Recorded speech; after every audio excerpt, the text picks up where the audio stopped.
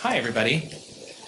I am Trace, as you know, and I all sorts of stuff. So what I do is DNews. DNews is my show. I started it in 2012 with a couple of other people for the Discovery Channel. They asked if I would do something with them on the internet. And it's just 3 to 5 minute videos. We do 10 episodes a week, or about 2 times a day, give or take. The math works out if you skip a few days.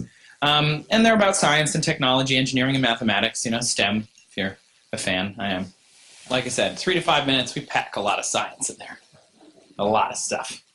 But the reason we do that is because it works. We ended up getting 2 million subscribers on YouTube just doing that every day, which that seems pretty easy sometimes. It seems more difficult other times. Like that one is about sleep. It's about biology. There's a lot of studies there. But if we're talking about parallel dimensions or quantum mechanics, which we also do, it can get a little more crazy and takes a little longer to make those videos. It all started for me. I lived in Michigan, as my friend David mentioned. I was pretty much just a lifelong nerd in general. My family was very encouraging of that. I went to Science Saturdays at the University of Michigan. I took time off of school on Saturday to go learn about physics. I was that kid. I went to space camp, stuff like that. I don't remember. I think I got space exploration merit badge in scouting, even like nuclear physics merit badge, like all sorts of I was not an indoor kid entirely, though. I had to be outside sometimes. So then after I went to college and then to graduate school, I got an internship at Discovery Communications, which landed me a job at TLC.com. So I managed, 19 kids and counting and The Little Couple and things like that, which wasn't entirely in my wheelhouse. But I did my best. It was really interesting and fun, and I learned a lot about how that side of television works. Television is a huge business. It's super interesting, and there's lots of moving parts. And like everything, it was built by humans, so it's filled with flaws and, compromises and kind of ad hoc systems. And that's exactly how even the websites of Discovery.com work. And so I worked for TLC for a while, and then I started helping with another website, DiscoveryNews.com, which did not have a really big video program at the time. But when I was an intern, I'd written a white paper because I was basically a public relations intern. And I said, hey, you guys need to be better on social media. And they read that and said, oh, cool, we're going to make video then. So then when I ended up working back at DiscoveryNews.com a couple of years later, they're like, hey, you have to make video now. Some intern told us it was a good idea. And I was like, I don't want to do that. I know nothing about making video. I don't want to do anything on camera. I don't want to do any of that stuff. But I didn't have a choice. My boss was like, too bad. It's your job now. So figure it out. So I spent a year doing that. And it was an amazing experience to get. A lot of YouTubers don't get that leverage, right? Like Lily Singh was doing this in her bedroom while also working and going to school and doing this. I got paid for my job to learn how to make YouTube, and it was great.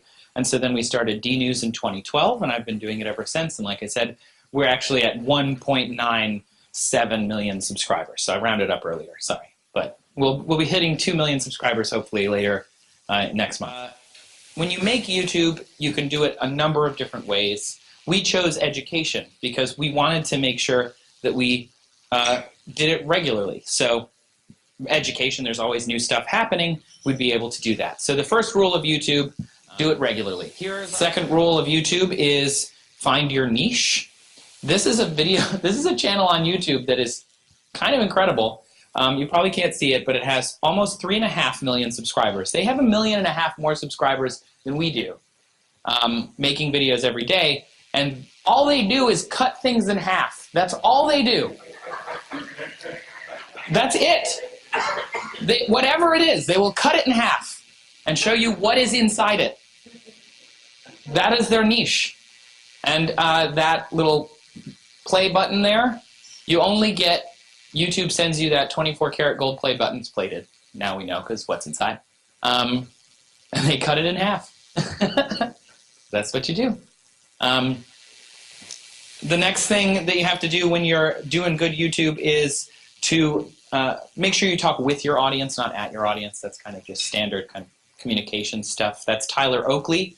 He is also from Michigan, went to Michigan State. He is a friend of a friend. I've actually hung out with him a couple of times before he was a thing, but he's exactly the same in real life as he is on his YouTube channel. He always has been that guy.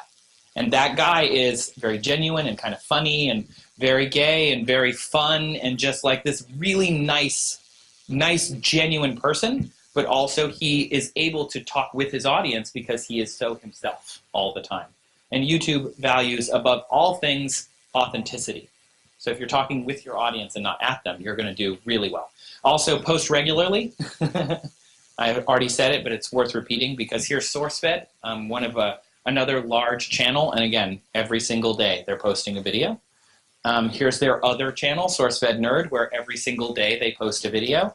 And then on top of that, work with other people. Don't do this in a vacuum. Nobody does this alone. Everybody does this with other people. Even though you might be in your bedroom most of the year if you're doing this alone, you can also have other people in their bedrooms who you're talking to via either Google Hangouts or find another person at a conference, because there are YouTube conferences.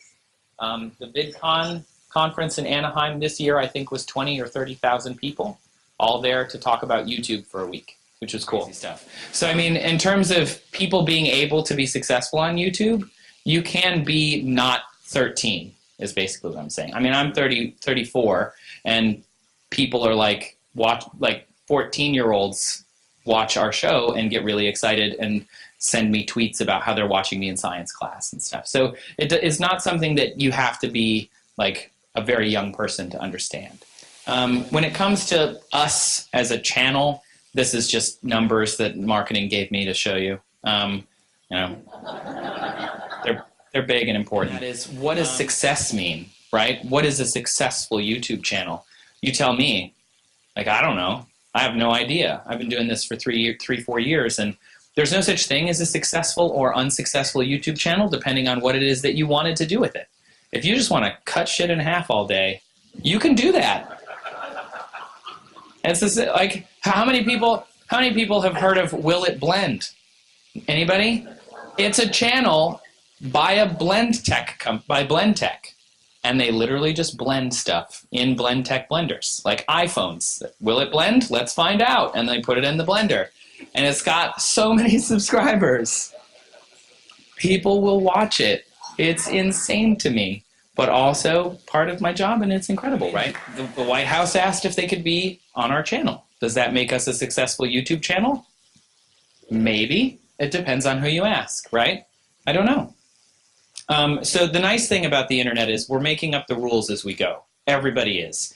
Nobody has it figured out. You know, if you can cut stuff in half and you can blend stuff just as much as you can talk about, you know, quantum mechanics, there's guys who are physicists who don't do physics anymore in academia. They just hand draw pictures, take pictures of those and animate them, and it's called Minute Physics, and it's one of the biggest science channels. There's guys who ask questions, like one of the biggest science channels is Vsauce. They just hit, I think, 10 million subscribers. And so YouTube gave out, I think, their very first 10 million subscriber button. It's like diamond encrusted or something. It's very heavy. I held it and I was like, this is really cool. We'll probably never get there. But you know, he asks questions like, what if all of us in the world jumped at the same time? He tries to figure it out. What if? And he calls professors, and you know, so he puts a month into making one video and cut in half. People cut it in half, and that's it. So both of those are successful, but they're successful in different ways. Who knows what success is on YouTube? Because there isn't one rule. What keeps me going though is learning. My mom was big into learn every day.